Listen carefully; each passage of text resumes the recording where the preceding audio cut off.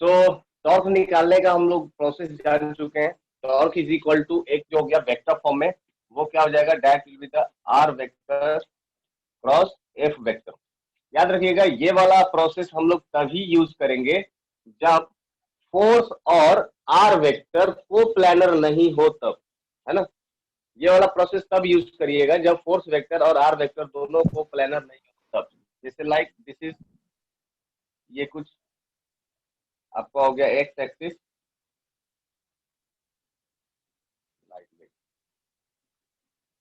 ये कुछ इस फॉर्म में हो गया। तो एक पॉइंट है, ये एक्स हो गया, ये वाई हो गया, ये जेड हो गया। कोई पॉइंट है जिसको आर वेक्टर से रिप्रेजेंट किया गया like this, this is R vector, this is R vector, ये पॉइंट हो गया। और इस पॉइंट पर एक फोर्स लग रहा है ऐसा विथ एंगल थीटा, है ना। इस प्लेन के साथ एक फोर्स लग रहा है, तो ये जो फोर्स हो जाएगा एफ वेक्टर, ये आर वेक्टर के प्लेन में नहीं है। तो इस केस में हम लोग क्या करेंगे, ये R vector cross F vector वाला फॉर्मूला इस्तेमाल करेंगे, प्रॉब्लम सॉल्व करना आसान हो जाएगा। तो ये वाला आप तभी इस्तेमाल करिएगा जब दोनों को प्लानर नहीं हो तब, ठीक है।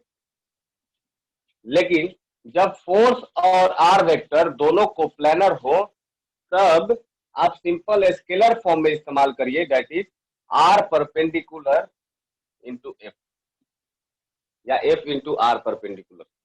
अगर ये फोर्स और आर वेक्टर को प्लानर रहे तब, दोनों के दोनों एक ही प्लेन में लाई करे तब। जैसे ये एक्स वाई हो गया, ये एक्स वाई प्लेन हो गया, और ये एक आर वेक्टर है, दिस इज आर वेक्टर, और एक फोर्स लग रहा है ऐसा, let's suppose this is force F vector, है ना। तो हम लोग इसके लिए क्या करेंगे, आर का दो कंपोनेंट ले लेते हैं। आर वेक्टर का एक कंपोनेंट इधर आ जाएगा और एक आर वेक्टर इधर आ जाएगा, है ना।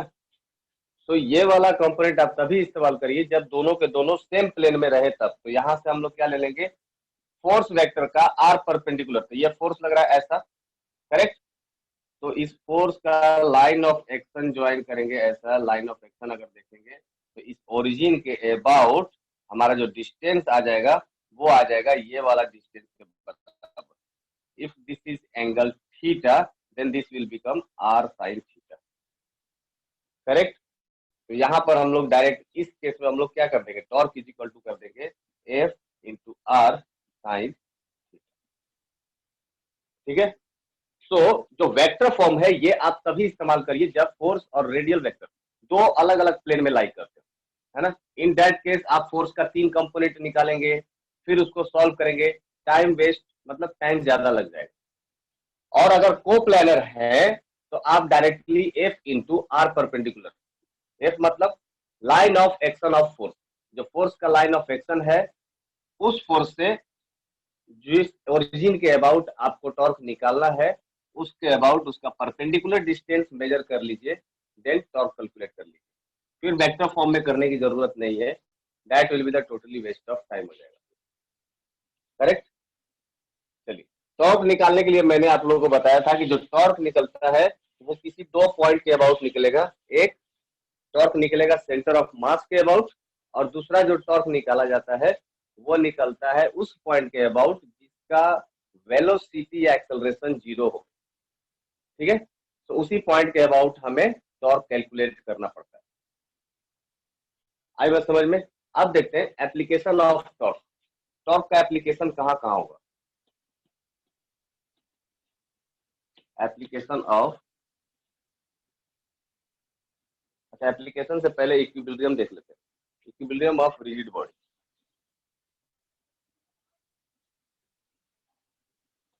Equilibrium of rigid body. तो अभी तक तो हम लोग ये पढ़ते आ रहे थे न्यूटन लॉ ऑफ मोशन में कि summation of all the forces should be 0, है ना। तो condition number 1, summation of all the forces that is Fx is equal to 0, summation of Fy is equal to 0 and summation of Fz is equal to 0। That means कि force in x direction 0 होना चाहिए, force in Y direction 0 होना चाहिए, force in Z direction ये भी क्या होना चाहिए, 0 होना चाहिए, तब जा करके ये इक्विलिब्रियम में होगा। That is condition number 1। And second condition is torque should be 0, torque net should be 0। तो इसको हम लोग बोलते हैं रोटेशनल इक्विलिब्रियम, रोटेशनल इक्विलिब्रियम। और इन दोनों को कंबाइन कर दिया जाए विथ इक्वेशन 1 प्लस इक्वेशन 2, इन दोनों को मिला करके हम लोग क्या बोलेंगे, मैकेनिकल इक्विलिब्रियम, मैकेनिकल इक्विलिब्रियम। ठीक है। सो अगर कोई भी बॉडी अगर मैकेनिकल इक्विलिब्रियम में है तो ये दोनों कंडीशन को सेटिस्फाई करना पड़ेगा। करेक्ट। अब इसमें जो कुछ फैक्ट्स है वो मैं आपको बता देता हूँ। इसमें कुछ दिक्कत नहीं है ना, आसान है ये, इसमें समझना क्या है। देखिए, अब इसमें एक नोट इंपॉर्टेंट पॉइंट यही है कि a body is चलता देखो ना,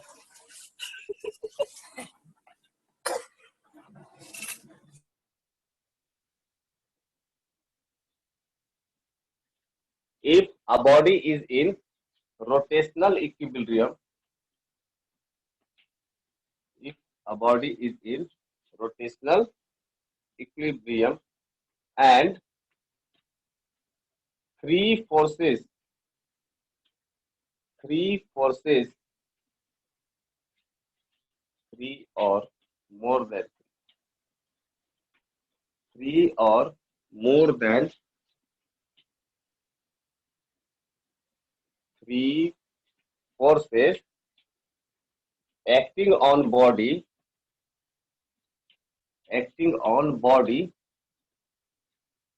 then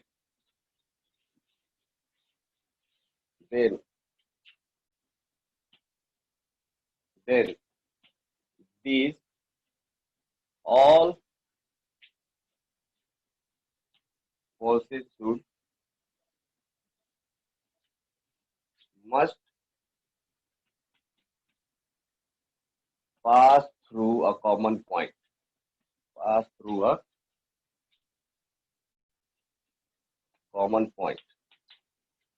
ठीक है।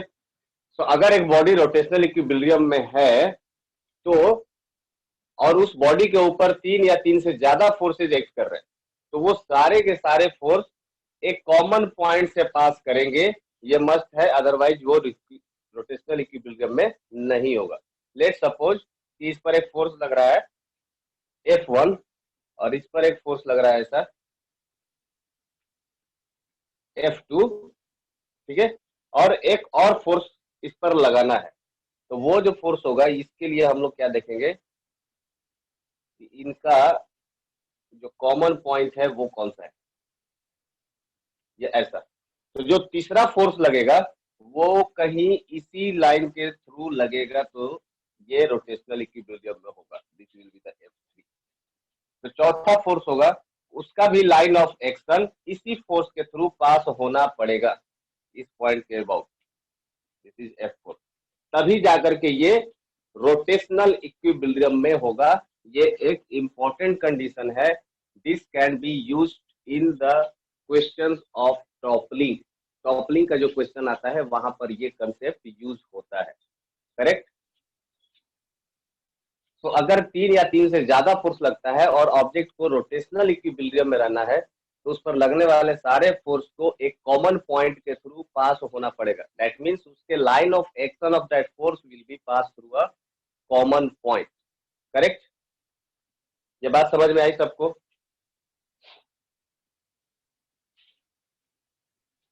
तो इसको हम लोग बोलते हैं इक्विलिब्रियम ऑफ रिजिड बॉडी। चलिए, ये समझ में आया क्या? किसी को डाउट है इसमें?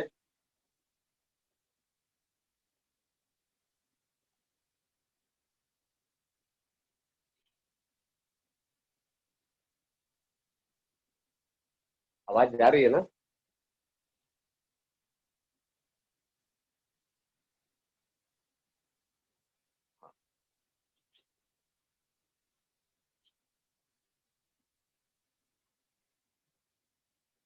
लेखिका प्रगति, श्रेया, तान्या, गोल्डी।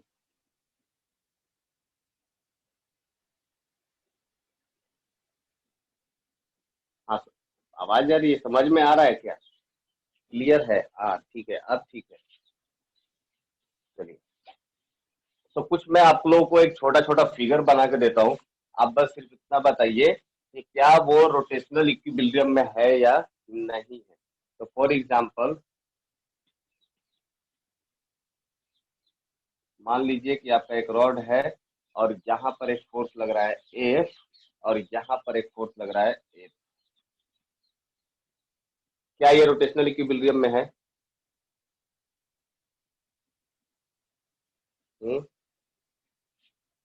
नो।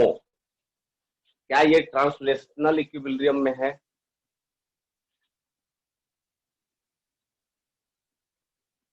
बिल्कुल। सो अगर देखा जाए इसमें, तो summation of F X is equal to zero है, summation of F Y is equal to zero है, summation of F Z zero है, but torque is not equal to zero. Torque zero नहीं है। किसी भी पॉइंट के about लेंगे, अगर इस पॉइंट के अबाउट भी लेंगे तो इसके वजह से टॉर्क आ जाएगा, और इस पॉइंट के अबाउट लेंगे तो इस फोर्स के वजह से टॉर्क आ जाएगा। सो किसी भी पॉइंट के अबाउट इसका टॉर्क जीरो नहीं है। करेक्ट? तो ये बॉडी क्या कर जाएगा? ये रोटेट कर जाएगा। तो ये रोटेशनल इक्विलिब्रियम में नहीं है बॉडी। चलिए नेक्स्ट एग्जांपल देखते हैं।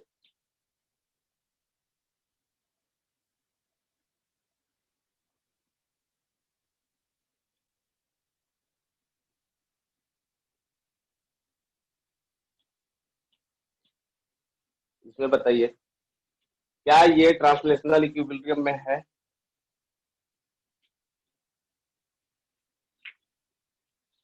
नहीं। बाकी लोग भी बताइए भाई, प्रगति, गोल्डी, कन्या, रौनक।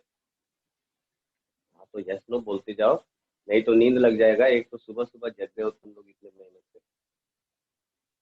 हाँ, तो ट्रांसलेशनल इक्विलिब्रियम में नहीं है। दैट मीन्स कि एक्स के अलोंग, एक्स एक्सिस के अलोंग इसका नेट फोर्स जीरो नहीं हो रहा है। ये एफ एक्स है, ये अगर एफ है, ये अगर एफ है, तो total summation of F X equal to कितना हो जाएगा? 2f। करेक्ट? और एफ वाई में तो कोई फोर्स ही नहीं है, एफ जेड में कोई फोर्स ही नहीं है, तो वो जीरो हो जाएगा। बट फिर भी एक्स एक्सिस के अलोंग इसका नेट फोर्स जीरो नहीं हो रहा है, इसलिए ये ट्रांसलेशनल इक्विलिब्रियम में नहीं है। Body will translate along x axis. क्या ये रोटेशनल इक्विलिब्रियम में है?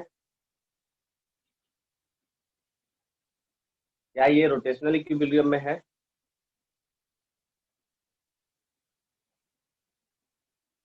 हाँ बिल्कुल है। क्यों? क्योंकि अगर मैं इस पॉइंट के अबाउट अगर मैं टॉर्क निकालूं, तो इस फोर्स की वजह से भी टॉर्क जीरो हो जाएगा और इस फोर्स की वजह से भी टॉर्क जीरो हो जाएगा। तो ये क्या हो जाएगा? रोटेशनल इक्विलिब्रियम में हो जाएगा।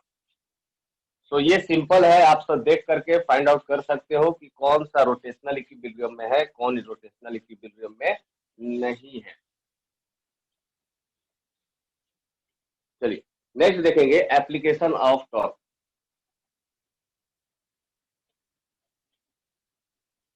Application of torque.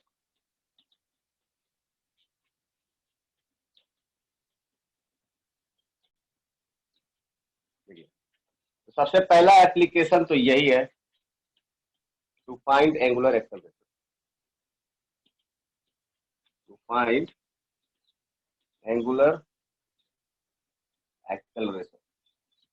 तो एंगुलर एक्सेलरेशन फाइंड आउट करने के लिए हम लोग टॉर्क का फॉर्मूला इस्तेमाल कर सकते हैं। एंगुलर एक्सेलरेशन फाइंड आउट करने के लिए एक फॉर्मूला हमारे पास क्या था? That was the D omega by D T, है ना? यही होता था ना अल्फा।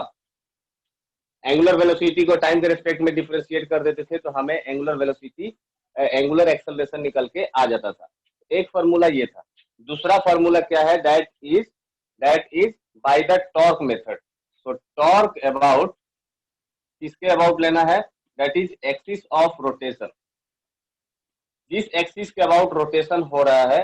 अच्छा ये मैं बता दूं कि अभी तक हम लोग जितना भी कुछ पढ़ रहे हैं that is for the pure rotation. अभी इसमें स्लाइडिंग, स्लिपिंग ऐसा कुछ या ट्रांसलेशनल मोशन इसमें कंबाइंड नहीं है।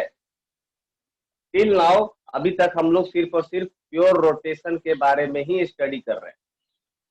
सो torque axis of rotation is equal to हो जाएगा moment of inertia about axis of rotation, axis of rotation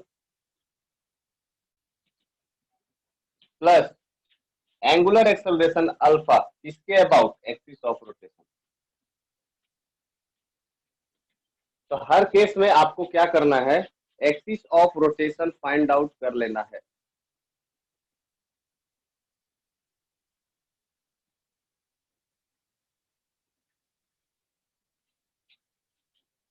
plus, अच्छा,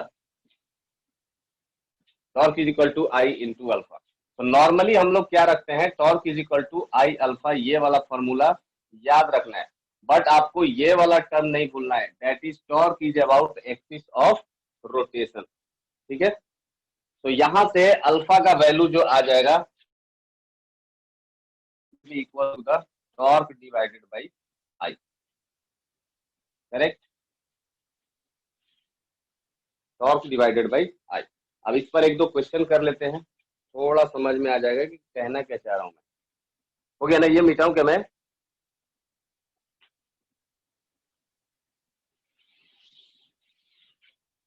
चलिए एग्जाम्पल सॉल्व करिए। लेट्स सपोज ये एक रॉड है और इसका मास है m, मास है m, लेंथ है l, hinge about this point A, so when it drop it will pass through this point, है ना, ये कुछ ऐसा रोटेट करके आएगा। फाइंड अल्फा, अल्फा बताइए। एक रॉड है जो कि एक इंड के अबाउट ये इसको हिंज कर दिया गया है, हिंज मतलब समझ रहे हैं ना, that point will be fixed. तो अगर ये हिंज कर दिया गया इसका मतलब क्या हो जाएगा, इसका वेलोसिटी, एक्सेलरेशन सब कुछ जीरो। तो अगर इस पॉइंट का वेलोसिटी जीरो हो जाएगा तो हम लोग इस पॉइंट के अबाउट टॉर्क कैलकुलेट कर सकते हैं। तो टॉर्क कैलकुलेट कर लेंगे। आंसर बताइए, अल्फा इज इक्वल टू क्या होगा।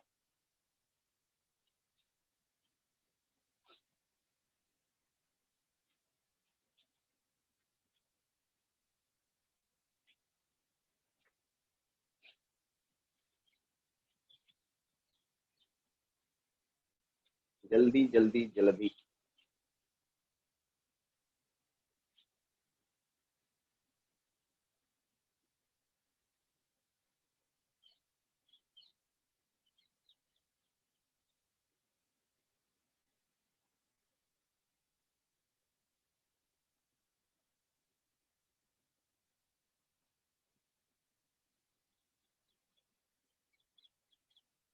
बोलिए बोलिए।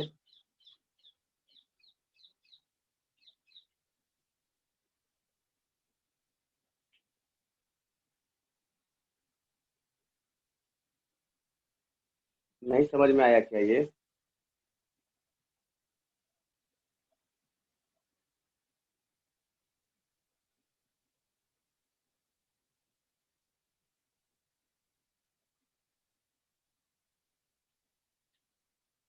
बताऊं क्या मैं, ये बताऊं, चलो एक सॉल्व करके देखते हैं फिर। देखिए ये अगर इस पॉइंट के अबाउट हिंज है और ये रॉड ऐसा हॉरिजॉन्टल एक्सिस पर रखा गया है, ओके, 3g/2l, 3g/2l, चलिए देखते हैं। तो अगर ये हॉरिजॉन्टल वे में इस फॉर्म में रखा गया है, दैट मीन्स इसके ऊपर लगने वाला जो फोर्स हो जाएगा वो कौन कौन सा हो जाएगा, ये जो हिंज पॉइंट होगा, इस हिंज पॉइंट के वजह से एक नॉर्मल फोर्स लगेगा ऊपर की तरफ, करेक्ट, और इसके वजह से एक mg force from its centre of mass, एक नीचे की तरफ mg फोर्स लग रहा होगा, है ना। बाकी और तो कोई फोर्सेस नहीं है। तो हमें टॉर्क निकालना पड़ेगा किसी एक पॉइंट के अबाउट। अब चूंकि हमें मास पता है तो हम लोग क्या करेंगे, इस ए पॉइंट के अबाउट ही टॉर्क निकाल लेंगे। Torque about A is equal to क्या हो जाएगा, mg into L/2, L/2। So that will become 2mg divided by L। अब सिंस ये हमारा एक्सिस ऑफ रोटेशन है, पूरा का बॉडी इसी एक्सिस के अबाउट ये रोटेट कर रहा है। सो इस ए पॉइंट के अबाउट जो टॉर्क होगा that should be equals to the I into alpha के बराबर हो जाएगा। अब इस पॉइंट के अबाउट आई कितना हो जाएगा, मोमेंट ऑफ इनर्शिया कितना हो जाएगा, that will be equals to the ml square by F into R. हाँ ठीक है, मैंने क्या किया है,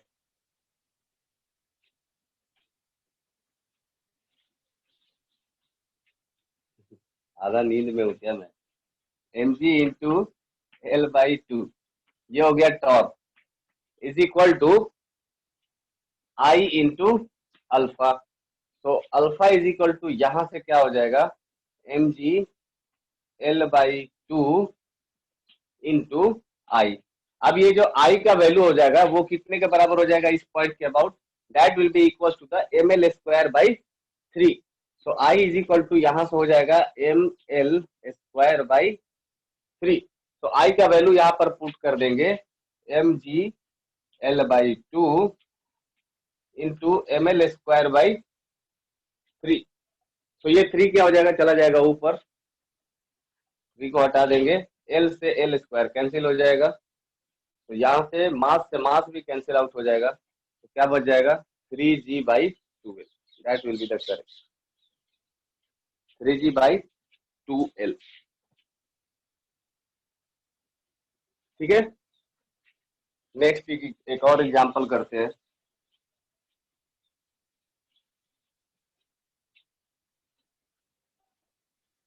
मान लीजिए कि ये एक डिस्क है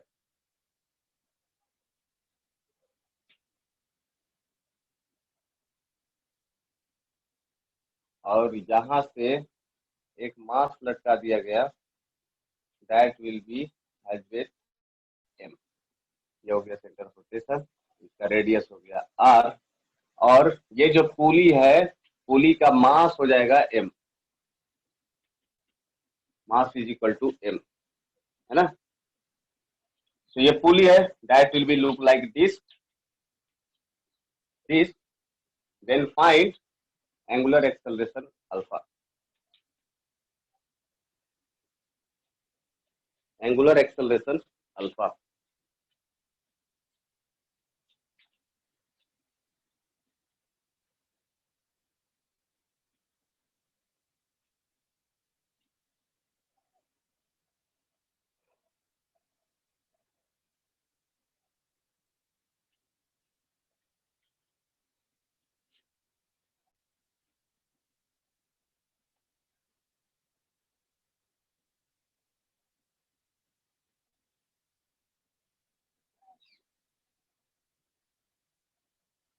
फाइंड आउट कर सकते क्या,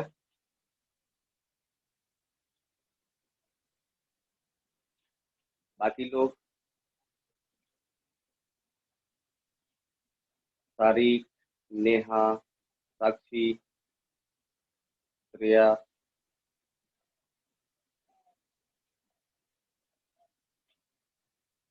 तुम लोग कलम कॉपी लेके नहीं बैठे हो क्या।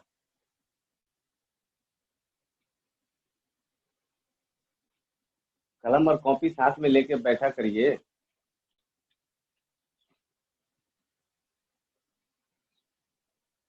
बताइए आंसर क्या होगा, 2g/r, 2g/r। ओके,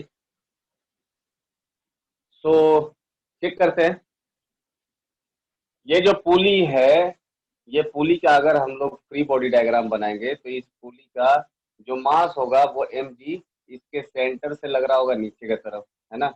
और इसके एंड पॉइंट पर एक फोर्स लग रहा होगा जिसको हम लोग बोलेंगे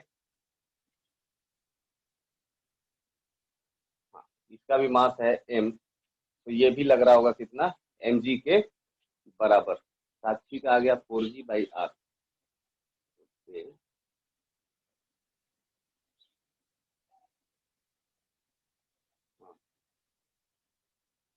ठीक है, तो साक्षी का 4g/r है। चलिए चेक कर लेते हैं।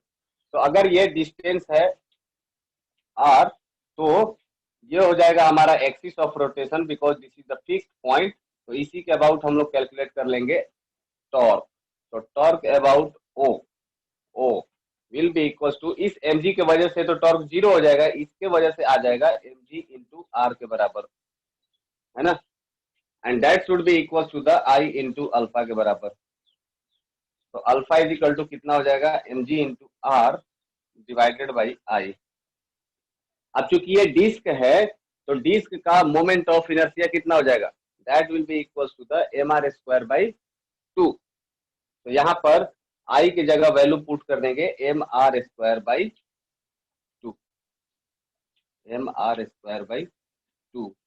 तो ये 2 ऊपर चला जाएगा, r से r² कैंसिल, m से m कैंसिल, तो दैट विल बिकम 2g/r।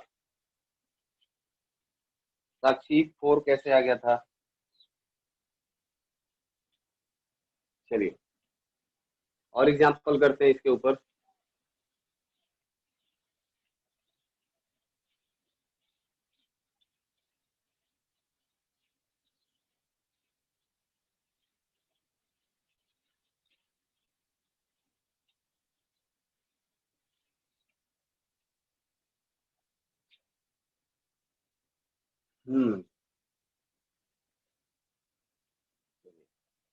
ये एक डिस्क हो गया और ये हो गया इसका axis of rotation. This will be your disc, और इसके इंड पॉइंट पर फोर्स लग रहा है F is equal to 20 newton, और यहाँ पर भी लग रहा है F is equal to 20 newton. तो ये जो रेडियस है that R is equal to, let suppose 1.5 metre, और इसका मास दिया गया है m is equal to 10 kg। Correct. तो फाइंड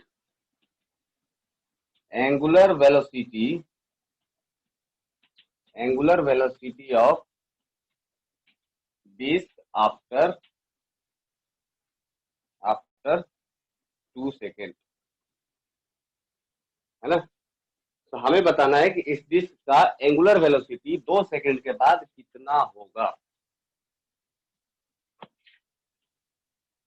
क्वेश्चन वही है, बस सिर्फ आपसे एक चीज एक्स्ट्रा कैलकुलेशन करवाया गया है, एंगुलर वेलोसिटी।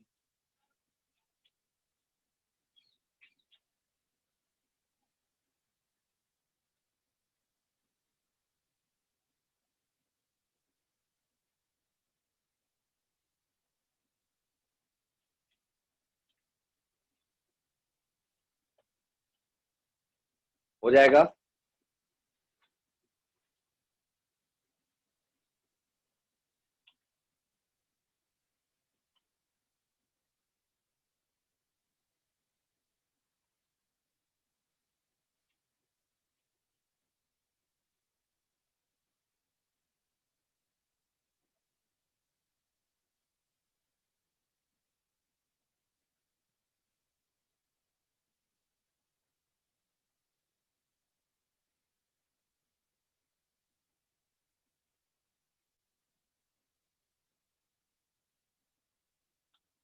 कर सकते हैं क्या? करना कुछ भी नहीं है, आपको अल्फा कैलकुलेट करना पड़ेगा। अगर अल्फा आ जाएगा तो एंगुलर वेलोसिटी का फॉर्मूला आप याद करिए, that is omega is equal to omega naught plus alpha into T. ये फॉर्मूला मैंने बहुत पहले ही आप लोगों को बता दिया था।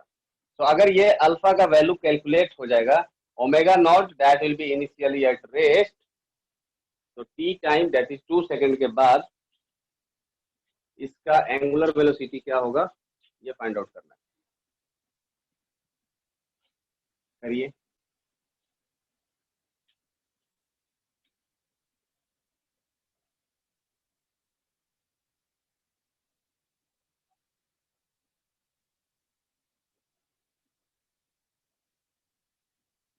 Thirty two by three.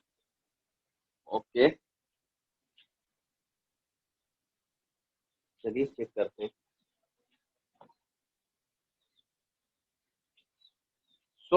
सबसे पहले तो हम लोग कैलकुलेट कर लेंगे कि इसका अल्फा का वैल्यू कितना आएगा। अल्फा इज इक्वल टू कितना हो जाएगा, that will be the torque divided by I. I तो हो जाएगा M R square by two, because ये डिस्क लाइक स्ट्रक्चर है। टॉर्क इज इक्वल टू कितना हो जाएगा, एफ इंटू आर। और इस टॉर्क के वजह से जो ये जो टॉर्क का जो डायरेक्शन हो जाएगा, that will be the clockwise. और इसका भी कैसे आ जाएगा, सॉरी एंटी क्लॉकवाइज, और इसका भी कैसे आ जाएगा, एंटी क्लॉकवाइज। मतलब इन दोनों फोर्स के वजह से जो टॉर्क हो जाएगा वो ऐड हो जाएगा। 20 इंटू जो आर है, that will be the 1.5 plus 20 into 1.5. This will be the total torque about the axis divided by इसका moment of inertia about axis आ जाएगा। ये हमारा एक्सिस है, तो मोमेंट ऑफ इनर्शिया हो जाएगा M R square by two, that is M is equal to 10, R is equal to 1.5 का स्क्वायर डिवाइडेड बाई टू, तो 2 5 10, ये हो गया। 1.5 into 20 will become 3, or 1.5 into 20 becomes 3. So 3 plus 3 becomes 6, divided by 5 into 1.5 into 1.5. 1.5 into 1.5, ये गया ऊपर 10, ये गया ऊपर 10, 5 2 जा 10, 3 2 जा 6, so it will become 5। तो यहां से जो अल्फा का वैल्यू आ गया, दैट विल बी, और कुछ कैंसिल होगा, हाँ, ये 5 से ये गया 2, तो that will B 8 divided by 15। तो ये हो गया अल्फा का वैल्यू, रेडियन पर सेकेंड स्क्वायर।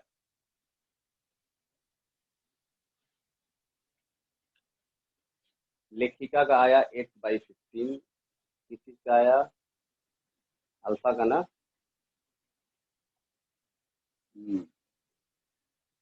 तो ये अल्फा का वैल्यू आ गया। तो अब ओमेगा इज इक्वल टू क्या हो जाएगा, omega naught plus alpha into T, omega naught 0, alpha का वैल्यू हमारा कैलकुलेट होके आ चुका है, that is 8/15 multiplied by time कितना था, 2 सेकेंड ना,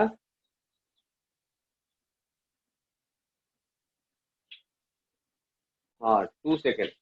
तो ये हो जाएगा 2, तो that will be the 16/15।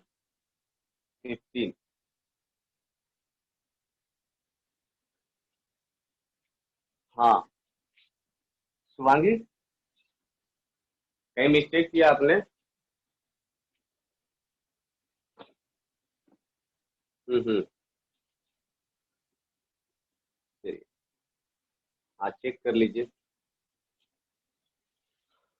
Okay, एक तो हो गया कि हम लोग टॉर्क का इस्तेमाल करेंगे to find the angular acceleration, correct.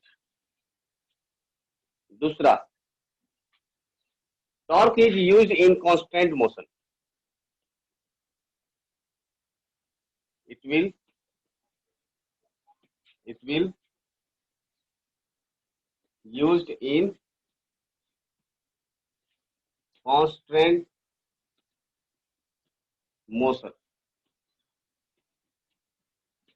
याद करिए, हम लोग न्यूटन लॉ ऑफ मोशन में पढ़ते थे कुछ इस तरह का प्रॉब्लम, है ना, जहां पर एक इधर ब्लॉक लगा रहता था, एक ब्लॉक ऐसा होता था, एक ब्लॉक ऐसा होता था, कुछ याद है, इसका मास है m1, इसका मास है m2, और ये जो पुली जो होता था दैट वाज मासलेस, है ना, यहाँ पर न्यूटन्स लॉ ऑफ मोशन में ये पुली क्या हो जाता था, मासलेस होता था। दैट्स वाई कि यहाँ का जो टेंशन हो जाएगा T1 और यहाँ पर जो टेंशन हो जाएगा ये भी क्या हो जाता था T1, ये दोनों टेंशन ऑलमोस्ट बराबर हो जाते थे ड्यू टू सिंगल स्ट्रिंग। अब के केस में क्या होगा, ये जो पुली है that will play some kind of role, because actually practical life में ये पुली मासलेस तो होता नहीं है, इस पुली के पास कुछ ना कुछ मास रहेगा and generally pulley or disc like structure. तो ये पुली का भी अब रोल आ जाएगा। तो आपसे पूछा जाएगा कि बताइए what will be the tension in the string, तो करस्पॉन्डिंग आपको सॉल्व करना पड़ेगा। तो सबसे इसका एग्जांपल सस्ता वाला कराते हैं एकदम। जो पहला एग्जांपल था, द फर्स्ट वन, वहां पर क्या था कि ये हमारा एक डिस्क लाइक पुली है जिसका मास है m और इसका रेडियस है r, और इसके वन ऑफ द एंड से एक मास लटका दिया गया है जिसका वैल्यू है m, है ना। तो ये जो स्ट्रिंग है, ये स्ट्रिंग, इस स्ट्रिंग का हमें फाइंड आउट करना है, find the tension in the string. तो याद रखिए इस बार ये जो पुली है it can rotate, of course it can rotate, correct. तो इस बार ये पुली मासलेस नहीं है, तो tension will be not directly equal to mg। अभी ये इसके पास मास हो गया है, तो अब आप डायरेक्ट mg नहीं लिख सकते। तो इसके लिए हम लोग क्या करेंगे, कांस्टेंट मोशन बनाएंगे। कांस्टेंट मोशन के लिए क्या करते थे हम लोग, इक्वेशन बनाते थे, करेक्ट। तो इक्वेशन हम लोग कैसे बनाते थे, हम लोग इसका फ्री बॉडी डायग्राम बनाएंगे, है ना। इसका अगर हम लोग फ्री बॉडी डायग्राम बनाएंगे तो ये कैसा बन जाएगा आपको, ये हो गया दिखने में एक मास m और इसके ऊपर एक फोर्स लगेगा जिसका वैल्यू होगा T, और नीचे की तरफ एक फोर्स लगेगा जिसका वैल्यू हो जाएगा mg, और अगर ये पूरा का पूरा सिस्टम नीचे की तरफ एक्सेलरेट हो रहा है दैट इज a। तो यहाँ से एक इक्वेशन बन जाएगा, वो इक्वेशन नंबर 1 होगा और क्या हो जाएगा, that will be the mg minus T is equal to m into A. अब इस इक्वेशन से देखिए तो टोटल कितने वेरिएबल है, एक ये टी और दूसरा ये एक्सेलरेशन ए। एक इक्वेशन दो वेरिएबल सॉल्व नहीं होगा, तो क्या करेंगे, एक और इक्वेशन चाहिए। वो दूसरा इक्वेशन कहां से आएगा, वो दूसरा इक्वेशन हमें प्रोवाइड करेगा torque used in constant motion. तो दूसरा इक्वेशन कहां से आएगा, टॉर्क से आएगा। तो टॉर्क इज इक्वल टू क्या हो जाएगा, ये जो फोर्स है, ये फोर्स ये इसके अबाउट क्या करेगा, प्रोड्यूस करेगा एक torque. so that torque will be equals to the mg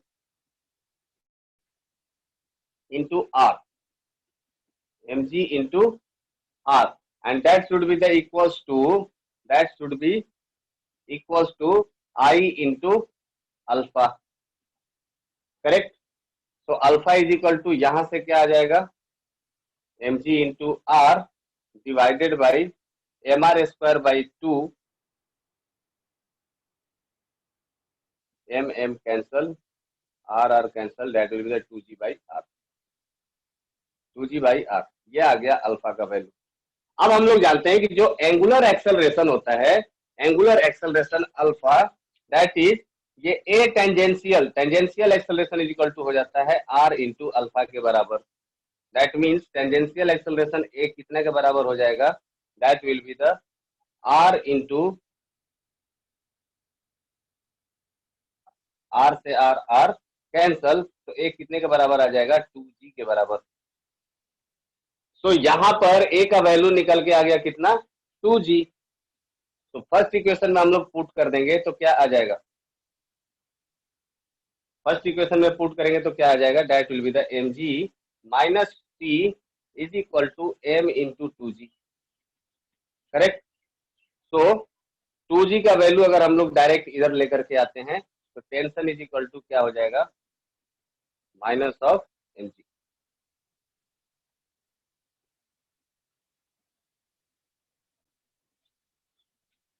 सही है ना। जो टेंशन का वैल्यू आ जाएगा वो माइनस ऑफ mg के बराबर। This is also one of the method for calculating constant motion.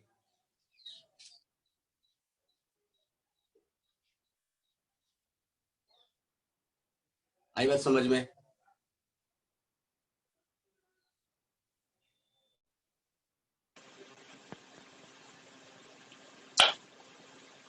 चलिए, तो एक हो जाएगा ये कांस्टेंट मोशन में।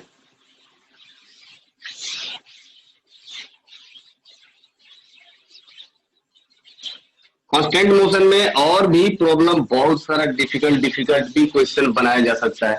अब आप सोचिए कि जितने तरह का आप question Newton's law of motion में किए हैं, अगर उन सारे क्वेश्चंस में मास ऑफ पुली ऐड कर दिया जाए तो बस हो गया कल्याण। तो उतना टफ आएगा नहीं, है ना। और वो अपने को करने की जरूरत भी नहीं है, जहां तक मुझे लगता है। अगर आपको चाहिए होगा तो मैं और आपको इस पर 3-4 क्वेश्चन टफ और करा दूंगा। तो चाहिए क्या ये?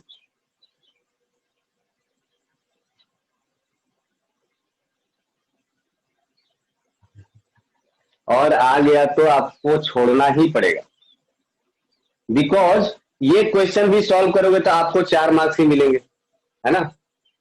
ये क्वेश्चन सॉल्व करके आपको 4 मार्क्स मिलने वाले हैं। अब सोचिए कि एक क्वेश्चन ऐसा आ जाए जिसमें आपको, लेखिका इसलिए छोड़ेंगे, मैं बता रहा हूं क्यों छोड़ेंगे। ये क्वेश्चन अगर इस तरह का आ गया, सपोज दैट कि जिसमें 2-4 पुली दिए गए हैं, है ना। चलिए देख ही लेते हैं ना। मान लीजिए कि ये आपको एक पुली दिया गया है ना, इसका मास है m, इसका रेडियस है r, और ये एक ब्लॉक लटका दिया गया इधर के तरफ, ये है मास m, और इधर के तरफ है जिसका ब्लॉक का मास है 2m। Correct. Then find the tension. Tension हमें फाइंड आउट करना है। ये है हमारे पास क्वेश्चन। अब इस क्वेश्चन को आप सॉल्व करिए। मिनिमम 2 इक्वेशन तो लग ही जाएंगे इसमें, 2 से 3 इक्वेशन। उस इक्वेशन को आप सॉल्व करिएगा, इक्वेशन फाइंड आउट करिएगा। इसमें जो टाइम वेस्ट होगा उतने टाइम में आप बायोलॉजी के या केमिस्ट्री के या फिजिक्स के ही शायद 2 या 3 क्वेश्चन एक्स्ट्रा कर पाए। सो अल्टीमेटली बाई चांस अगर आपने सही भी किया, यू विल गेट 4 मार्क्स, है ना। ठीक है, 3 इक्वेशन, तो 3 इक्वेशन बनाना पड़ेगा, 3 इक्वेशन को सॉल्व भी करना पड़ेगा, सिर्फ बनाने से तो होगा नहीं। तो आप कैलकुलेट करिए कि what will be your time. आप इस क्वेश्चन को सॉल्व करने के लिए आपके पास टाइम कितना बचेगा। हाँ, अगर सारे क्वेश्चन करने के बाद अब कुछ नहीं बचा है करने के लिए, देन गो फॉर इट, जो कि रेयर ऑफ द रेयरेस्ट ही होता है। 3 घंटे का टाइम ऑलरेडी बहुत कम पड़ जाता है। तो चलिए इसको सॉल्व करते हैं, करिए सॉल्व। Next example.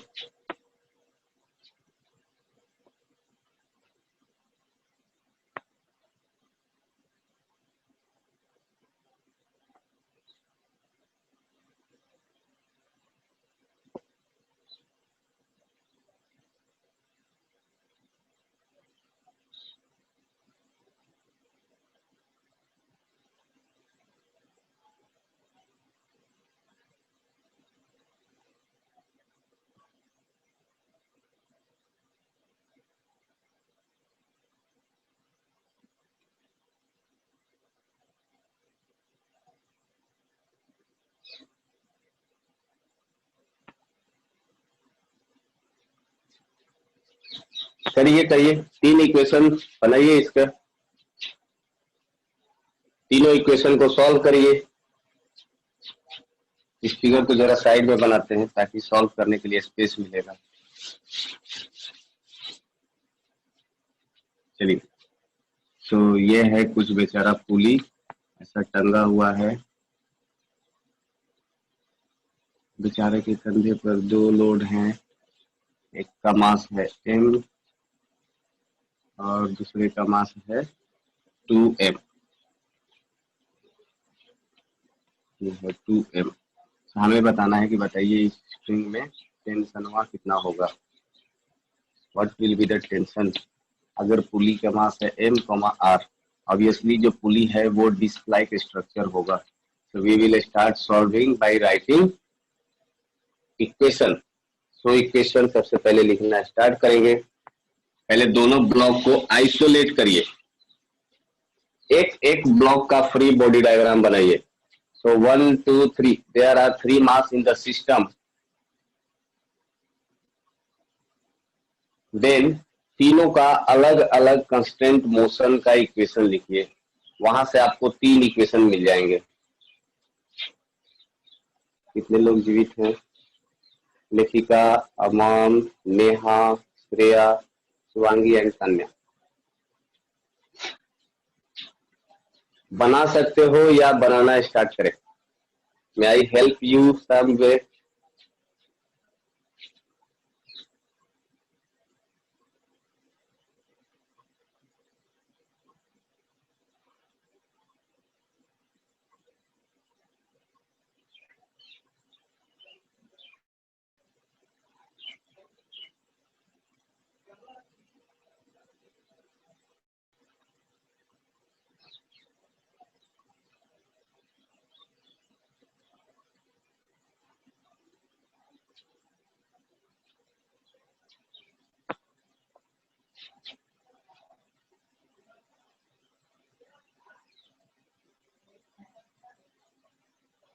चलिए तब तक मैं आप लोगों को थोड़ा थोड़ा हेल्प कर देता हूँ। So this is number, this will be block number B. We'll take here is T1, यहाँ की तरफ T2। सो एक स्ट्रिंग है तो इसमें जो टेंशन होगा वो पूरे स्ट्रिंग में सेम रहेगा। So left and right hand side में दोनों साइड में टेंशन सेम हो ऐसा जरूरी नहीं है। वाई? बिकॉज यहाँ पर ये जो पुली आ गया है इसके पास कुछ ना कुछ मास है, तो इस मास की वजह से टेंशन कम ज्यादा हो सकता है, अपने को पता नहीं टेंशन कितना आएगा। So we will start solving. We will first consider the free body diagram of block number A. So for block A free body diagram हमारा कैसा दिखेगा?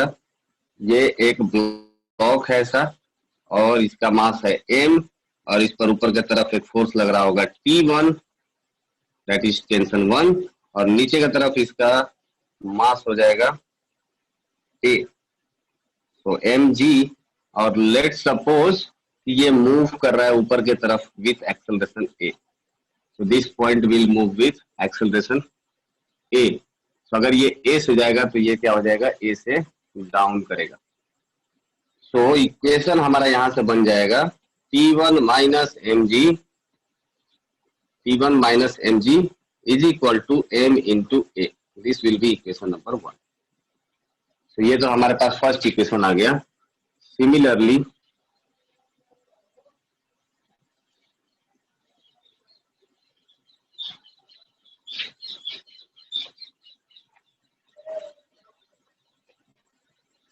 चलिए second, for mass B।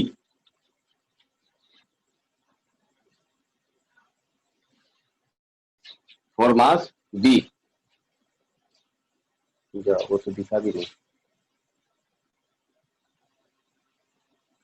For mass B, तो मास B के लिए हम लोग क्या करेंगे?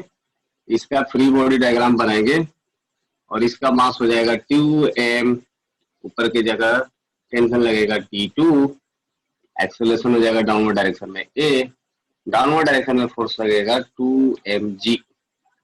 सो यहां से जो इक्वेशन बन जाएगा that will be the 2mg minus T2 is equal to 2m into A।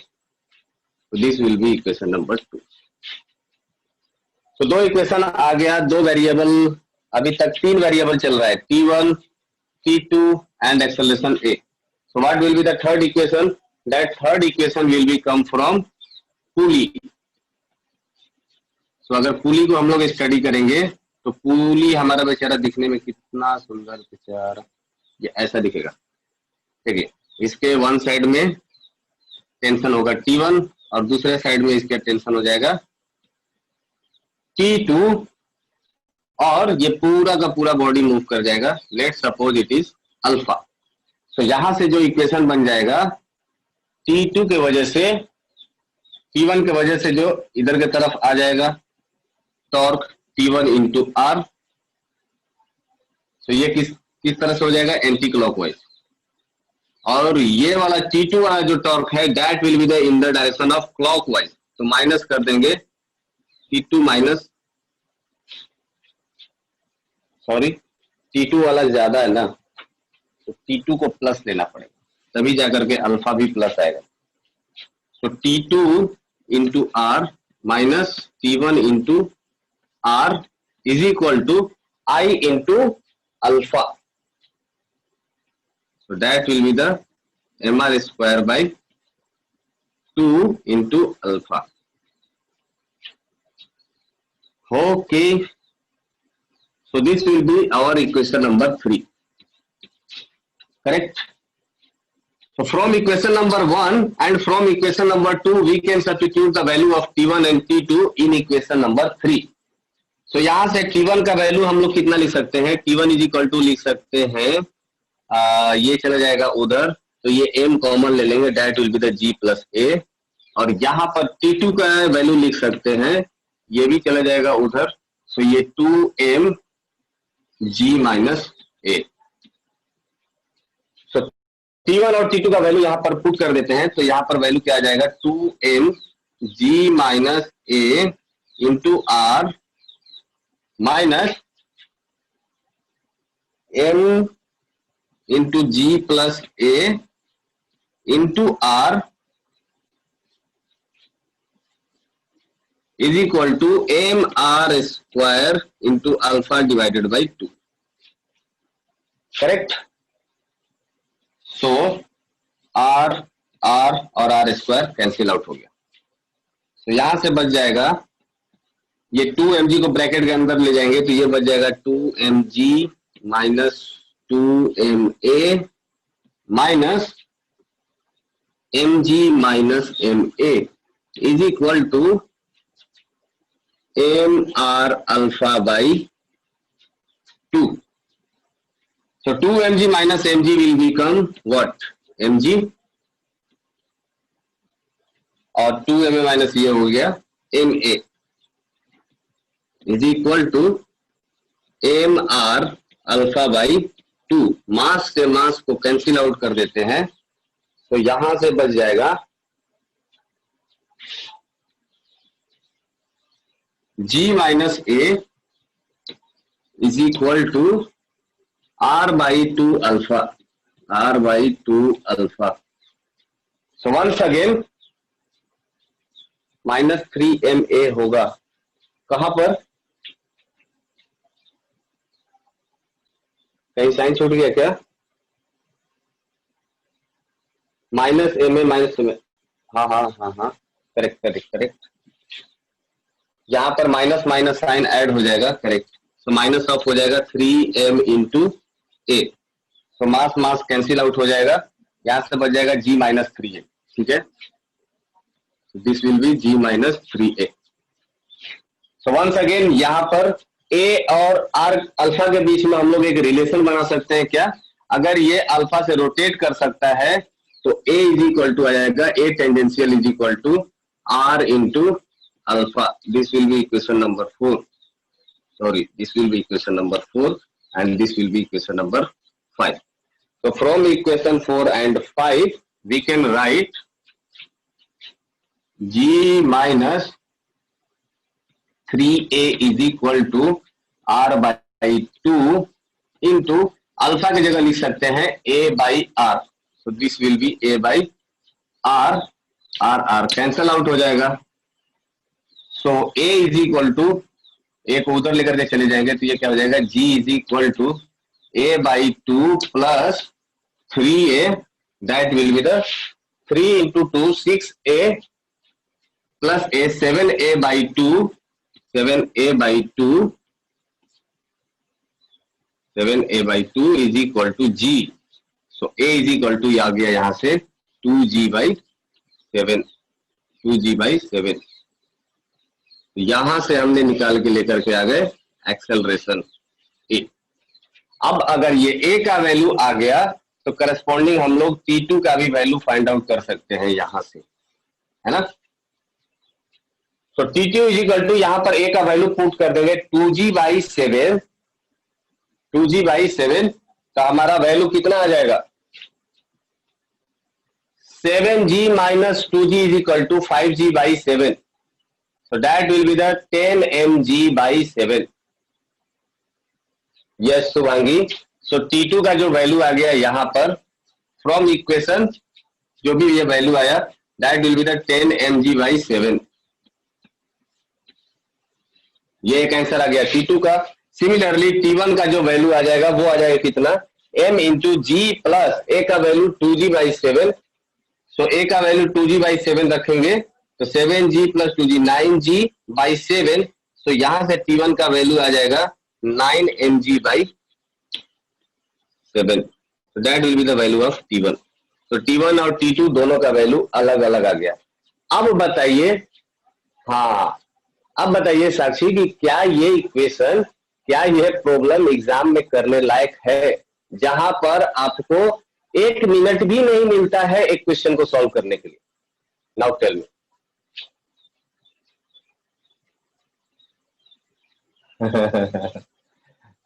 हाँ छोड़ना आसान है बट पता होना चाहिए कि ऐसा भी किया जाता है, ऐसा भी होता है।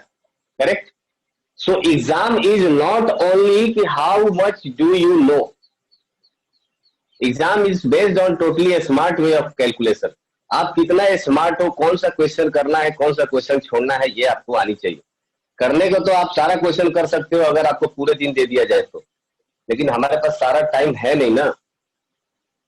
सो you have to think wisely कि कौन सा क्वेश्चन करना है और कौन सा क्वेश्चन छोड़ना है, ये भी आपको आनी चाहिए। करेक्ट। चलिए ये समझ में आया, इसमें कोई डाउट है? इस क्वेश्चन में कहीं कोई डाउट है? क्लियर?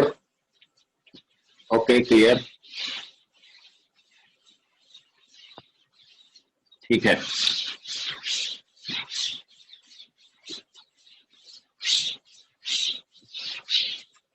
एक क्वेश्चन और करते हैं। ये शायद इस तरह का क्वेश्चन हम लोगों ने किया है न्यूटन्स लॉ ऑफ मोशन में।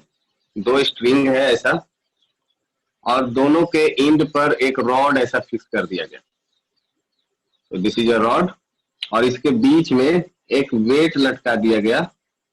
This is of weight W, ठीक है। And this rod is massless. So rod is massless. If this is point A, this is point B, and this is midpoint. Midpoint, and the gap between this is L. Find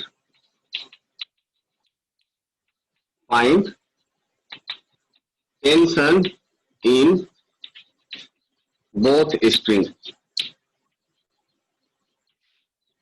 Find tension in both strings.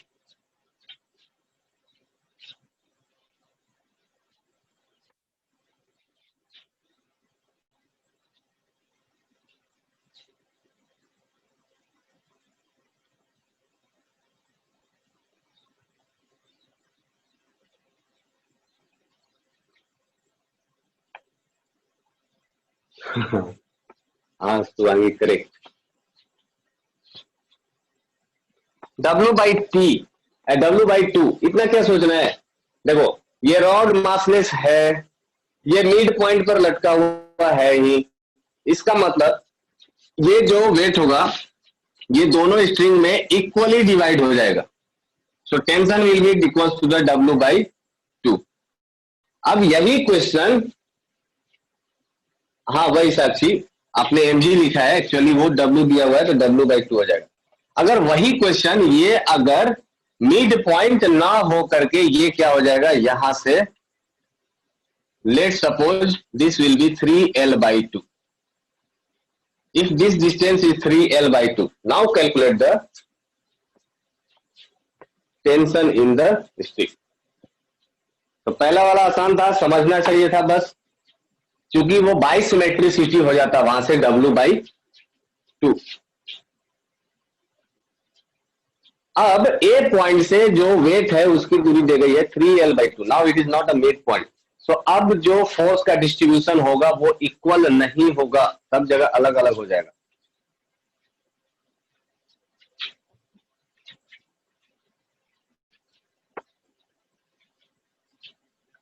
बताइए,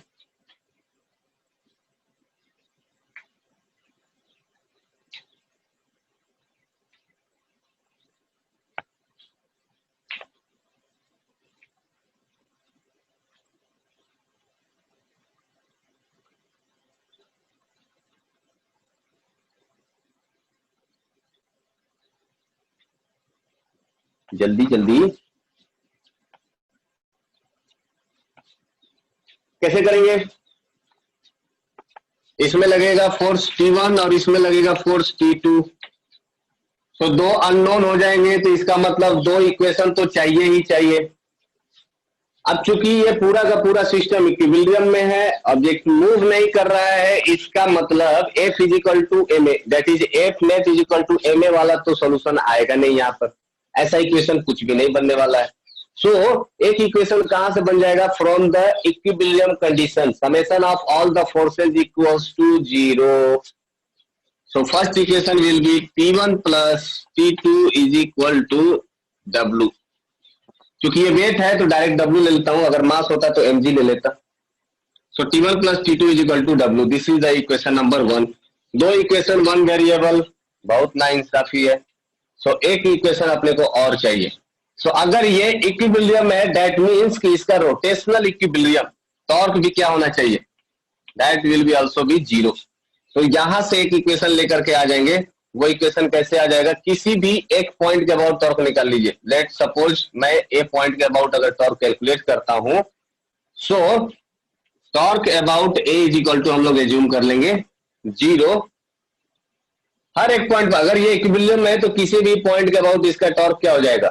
0 ही आएगा। तो ए point के about torque निकालते हैं तो वो कितना आ जाएगा? एक तो आ जाएगा W के वजह से, इस डायरेक्शन में, क्लॉकवाइज डायरेक्शन में, सो W into 3L/2, this will B along the clockwise.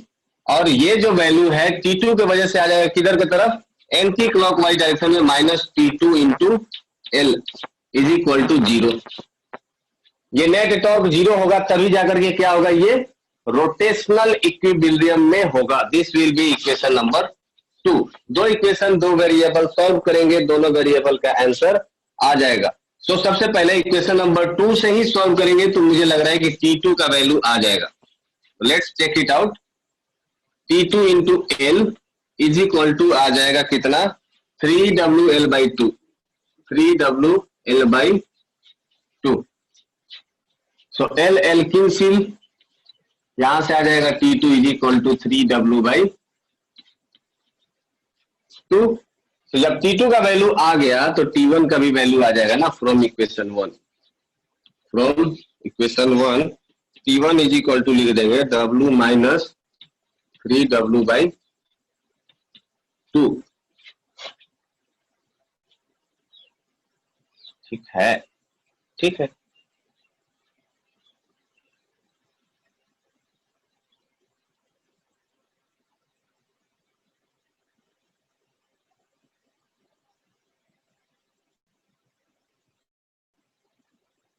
क्या गया? कहीं कैलकुलेशन मिस्टेक तो नहीं किया हूँ? T1 प्लस T2 is equal to W, तो W is equal W into 3L/2 clockwise, और इसकी वजह से एंटी क्लॉकवाइज माइनस, करेक्ट, कोई दिक्कत नहीं है।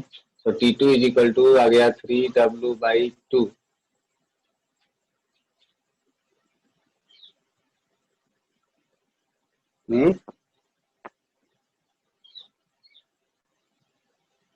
हाँ वही मैं सोच रहा हूँ,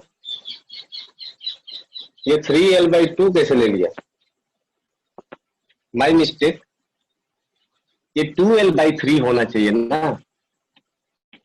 अब 3l/2 ले लूंगा, दैट मीन तो ये इसका लेंथ ही है बेचारे का l, और 3l/2 कितना हो जाएगा, ये हो जाएगा 1.5l, मतलब लेंथ से भी ज्यादा।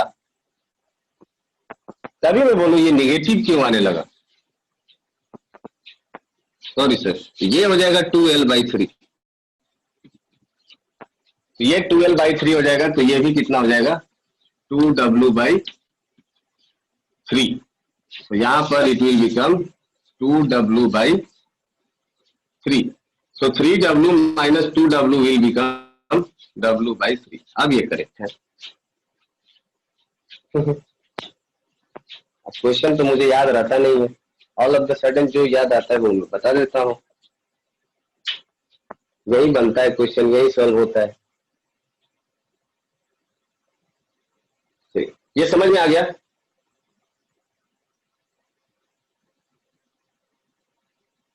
हो गया ये?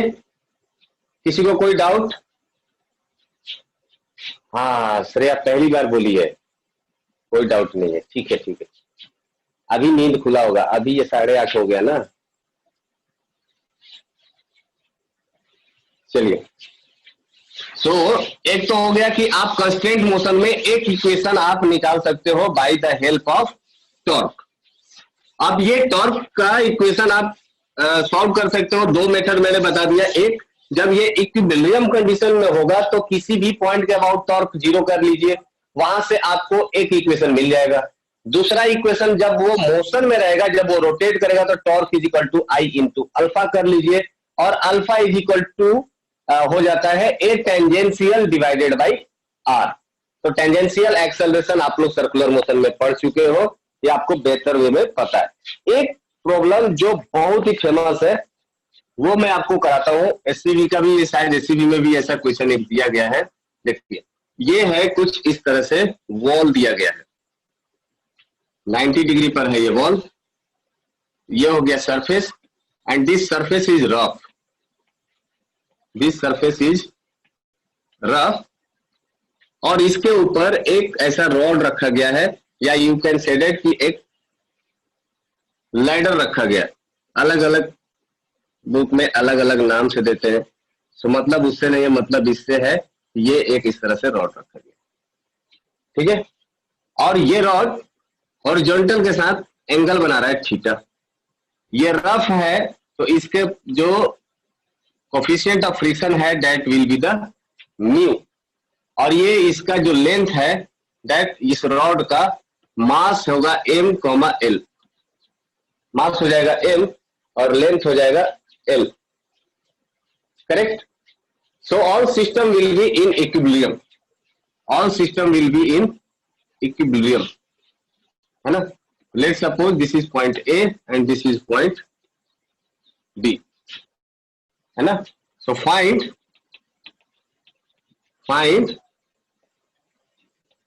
normal force, find normal force applied by wall on the rod। सो पहला क्वेश्चन यही है कि अगर ये पूरा का पूरा सिस्टम इक्विलिब्रियम में पड़ा हुआ है, मतलब कोई मूव नहीं करने वाला इधर से उधर, ठीक है। ये रॉड है और इस रॉड का मास है m और इसका लेंथ है l, और ये जिस हॉरिजॉन्टल सरफेस पर पड़ा है बेचारा, ये एक रफ सरफेस है, दैट मीन्स इसके पास कुछ ना कुछ कोफिशिएंट ऑफ फ्रिक्शन आ जाएगा। वो कोफिशिएंट ऑफ फ्रिक्शन का वैल्यू मान लीजिए कि है म्यू, और ये जो एंगल बना रहा है दैट इज थीटा।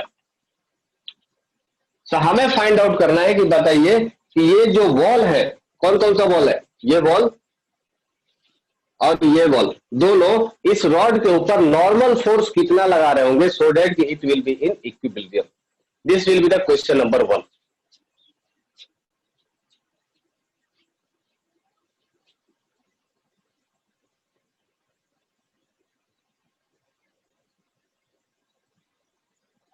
ठीक है, ये हो जाएगा पहला।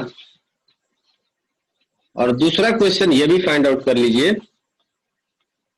फाइंड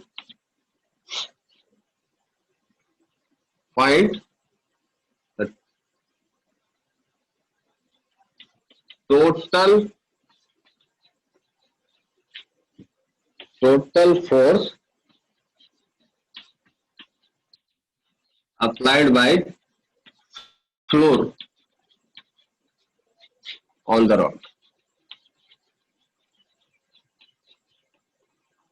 So ये वाला तो आपका होमवर्क हो जाएगा, ये वाला ट्राई करिए।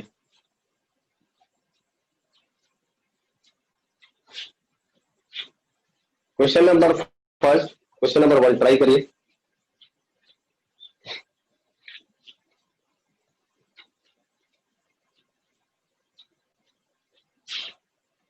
कर सकते हैं।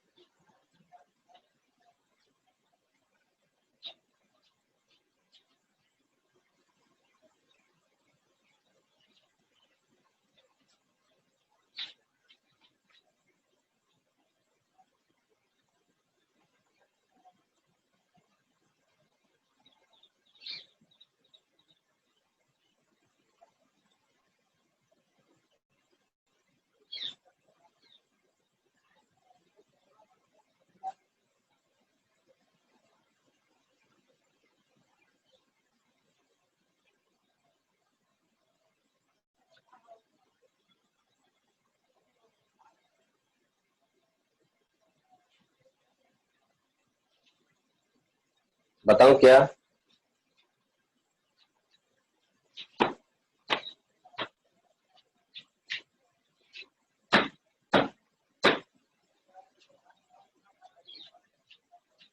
देखिए रोटेशनल टॉपिक जो है ना, ये पूरा एक खजाना है क्वेश्चंस का। इतने सारे इस पे क्वेश्चंस बनाए जा सकते हैं, इसका कोई लिमिट नहीं है। जो फिजिक्स का ओलंपियाड वगैरह जो होता है, वहां पर रोटेशन से बहुत अच्छे अच्छे क्वेश्चन पूछे जाते हैं। क्वेश्चन रोटेशन से बहुत ही टफ और बहुत ही आसान क्वेश्चन भी बनाया जा सकता है। तो चलिए मैं आप लोगों को हिंट देता हूं। n is equal to mg/2 cos theta plus tan theta, कुछ ऐसा आया। तो चेक करते हैं, देखते हैं कि इसको कैसे सॉल्व किया जाएगा। तो दो फ्लोर है, दोनों फ्लोर से नॉर्मल फोर्स अलग अलग लगेंगे। तो मान लीजिए एक फ्लोर से नॉर्मल फोर्स लगा यहाँ पर कितना N1 और दूसरे से लगा कितना N2, है ना। और इसका खुद का बेचारे का मास ये नीचे की तरफ लग रहा होगा mg, करेक्ट। सो अगर ये इक्विलिब्रियम में है तो ट्रांसलेशनल इक्विलिब्रियम के इक्वेशन से समेशन ऑफ, अच्छा एक और फोर्स छूट गया। अगर ये फ्रिक्शनल फोर्स इस पर, ये रफ सरफेस है, इस पर मतलब फ्रिक्शन फोर्स लगेगा। मान लीजिए कि ये फ्रिक्शन फोर्स नहीं लगता। फ्रिक्शन फोर्स का डायरेक्शन फाइंड आउट करने का तरीका जो मैंने बताया था वो क्या है कि मान लीजिए कि ये स्मूथ सरफेस है, फ्रिक्शन फोर्स नहीं होता, तो ये रॉड इधर की तरफ मूव कर जाता। ये जो पॉइंट है ये किधर जाता, पीछे की तरफ जाता, है ना। फ्रिक्शन फोर्स क्या करेगा, उसको अपोज करेगा और इसको पीछे नहीं जाने देगा, तो फ्रिक्शन फोर्स किधर लग जाएगा, इधर के तरफ। आई बात समझ में? मान लीजिए ये फ्रिक्शन फोर्स है small f। So this is the all about the total force। ये एक फ्रिक्शन फोर्स लग गया, ये नॉर्मल फोर्स लग गया, इसका खुद का वेट नीचे की तरफ mg लग गया और normal force by this vertical wall हो गया n1। Now summation of fx should be 0। अगर ये इक्विलिब्रियम में है summation of fx should be 0। तो ये हम लोग करके देखते हैं। Summation of fx is equal to 0 करेंगे तो क्या आ जाएगा, दैट विल बी n1। अगर ये डायरेक्शन को हम लोग मानते हैं positive, n1 minus F is equal to 0। N1 इधर की तरफ है, F इस डायरेक्शन में है, तो अगर ये डायरेक्शन को पॉजिटिव माना तो ये डायरेक्शन क्या हो जाएगा, negative. N1 minus F is equal to 0, that is N1 is equal to F। ये हो जाएगा इक्वेशन नंबर 1। सेकंड क्या हो जाएगा, summation of Fy is equal to 0। So यहां से हम लोग क्या लिख सकते हैं, mg फोर्स लग रहा है नीचे की तरफ, तो mg माइनस n2 फोर्स लग रहा है ऊपर की तरफ is equal to 0। So n2 is equal to mg, n2 is equal to mg। ये फोर्स हो गया। अब हमें ये फ्रिक्शन फोर्स तो पता है नहीं, सो N1 फ्रिक्शन के टर्म में लेकर के आना, ये भी अननोन, ये भी अननोन। हाँ, लेकिन एक चीज हमें पता चल गया, that is N2 is equal to mg होगा, ये कंफर्म हो गया। सो एक रिएक्शन फोर्स आंसर आ गया है, that is N2 is equal to mg। अब हमें चाहिए N1 का वैल्यू। सो N1 का वैल्यू फाइंड आउट करने के लिए हमारे पास एक और इक्वेशन बचता है, और वो इक्वेशन कौन सा हो जाएगा, torque is equal to 0, tau naught is equal to 0। तो हम लोग किसी एक पॉइंट के अबाउट हम लोग टॉर्क ले लेते हैं। अब वो पॉइंट कौन सा होगा, कौन सा पॉइंट चूज करें, ये पॉइंट, ये पॉइंट, ये पॉइंट, किसी भी पॉइंट के अबाउट हम लोग चूज कर सकते हैं। लेकिन अगर इस पॉइंट के अबाउट टॉर्क ले लिया तो N1 की वजह से टॉर्क ही 0 हो जाएगा। सो N1 टर्म वैनिश, N1 चला जाएगा, तो कैलकुलेट क्या करेंगे, करेक्ट। तो हम लोग क्या करेंगे, अच्छा वैसे भी टॉर्क उस पॉइंट से सिलेक्ट करिए जहां से maximum number of force pass होते हैं। इस पॉइंट के अबाउट पास हो रहा है, इसी पॉइंट से F पास हो रहा है, इसी पॉइंट के अबाउट टॉर्क निकाल लेते हैं। So torque about A is equal to 0 करते हैं, यही यहां से एक इक्वेशन बनाएंगे। तो टॉर्क अबाउट A करेंगे, इसका मतलब क्या हो जाएगा, mg के कारण एक फोर्स आ जाएगा। अगर इसका एक लाइन ऑफ एक्शन हम लोग ड्रॉ करें तो this will be the point, और ये हो जाएगा इसका परपेंडिकुलर डिस्टेंस यहां से यहां तक, वो कितने के बराबर हो जाएगा, that will be equal to the L/2 cos theta. So एक तो आ जाएगा, अच्छा इस mg की वजह से जो टॉर्क आएगा that will B along the clockwise direction. Clockwise direction को पर मान लेते हैं हम लोग positive, so L/2 into cos of theta, correct. Now इस N1 के वजह से जो टॉर्क आएगा that will be the anti clockwise, सही है ना। इस N1 की वजह से जो टॉर्क आएगा that will be the anticlockwise. देखिए ये एंटी क्लॉकवाइज घुमाएगा, और इसका परपेंडिकुलर डिस्टेंस, इसका line of action of force अगर हम लोग ड्रॉ करें तो ये कुछ line of action of force होगा ऐसा, और इसका परपेंडिकुलर डिस्टेंस कितना हो जाएगा, that will be equal to the this height, ये हाइट के बराबर। और ये हाइट का वैल्यू कितना हो जाएगा, ये ट्रायंगल को अगर हम लोग कंसीडर करेंगे तो that will be the equal to the L sin theta, correct. So ये हो जाएगा N1 into L sin theta is equal to 0। तो यहां से हमारा बन जाता है equation number 3। Equation number 3, so from equation number 3 we can write as N1 L sin theta equals to mg L/2 cos theta, mg L/2 cos theta। so ये L cancel out हो जाएगा, और तो यहां से बच जाएगा N1 is equal to mg/2, और ये बच जाएगा cot theta. cos theta by sine theta will become cot theta. So N1 का जो वैल्यू आ जाएगा वो हो जाएगा mg/2 cot थीटा। N2 का जो वैल्यू आ जाएगा वो हो जाएगा mg के बराबर। सो ये हो गया हमारे पास दोनों नॉर्मल फोर्स के वैल्यू। एम आई करेक्ट, सही है ये। अब जो दूसरा क्वेश्चन था वो क्या था कि total force applied by the floor. तो फ्लोर के द्वारा टोटल फोर्स कौन कौन सा हो जाएगा, एक तो हो जाएगा इनटू, और दूसरा क्या हो जाएगा, फ्रिक्शन फोर्स।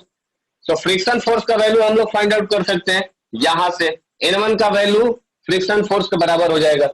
N1 का वैल्यू हमने यहां से फाइंड आउट कर लिया, दैट मीन्स फ्रिक्शन फोर्स का भी वैल्यू कितना हो जाएगा, that will be the mg/2 cot theta के बराबर, ये हो जाएगा फ्रिक्शन। सो फ्लोर के द्वारा जो नेट फोर्स लगेगा वो कैसा लगेगा, इधर की तरफ लगेगा, है ना। नेट फोर्स जो लगेगा वो फोर्स इधर की तरफ लगेगा, सही बात है। हाँ सही बात है। यह फोर्स का वैल्यू कितना हो जाएगा, that force is equal to हो जाएगा अंडर रूट ऑफ N2 का स्क्वायर प्लस फ्रिक्शन फोर्स का स्क्वायर। तो यहां से हमें निकल करके आ जाएगा that will be the net force applied by the floor on the ladder और रॉड। करेक्ट।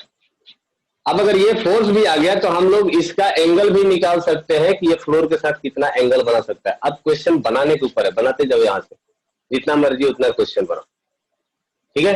अच्छा ये जो फोर्स है, ये जो फोर्स है और ये जो फोर्स है, ये सारे के सारे फोर्स एक ही किसी पॉइंट से पास आउट करेंगे। याद रखिए, याद करिए वो वाला क्वेश्चन जो मैंने नोट आपको कराया था कि अगर सिस्टम इक्विलिब्रियम में होगा और उस पर 3 या 3 से ज्यादा फोर्सेज लग रहे हैं तो वो सब के सब एक ही पॉइंट से पास करेंगे। सो इन दोनों फोर्स की वजह से रिजल्टेंट जो फोर्स आया ये F, ये जो mg फोर्स लग रहा है ये m, और ये जो नॉर्मल फोर्स लग रहा है ये सब के सब एक ही पॉइंट से पास करेंगे। ये सब के सब एक ही पॉइंट से पास करेंगे फ्रॉम दिस पॉइंट, तभी जाकर के ये पूरा का पूरा सिस्टम क्या हो जाएगा, इक्विलिब्रियम में आएगा, अदरवाइज ये इक्विलिब्रियम में नहीं आएगा। So this will be another axis of rotation O। इस पॉइंट के अबाउट भी टॉर्क लीजिएगा तो सारा टॉर्क क्या आ जाएगा, 0 आ जाएगा। ठीक है।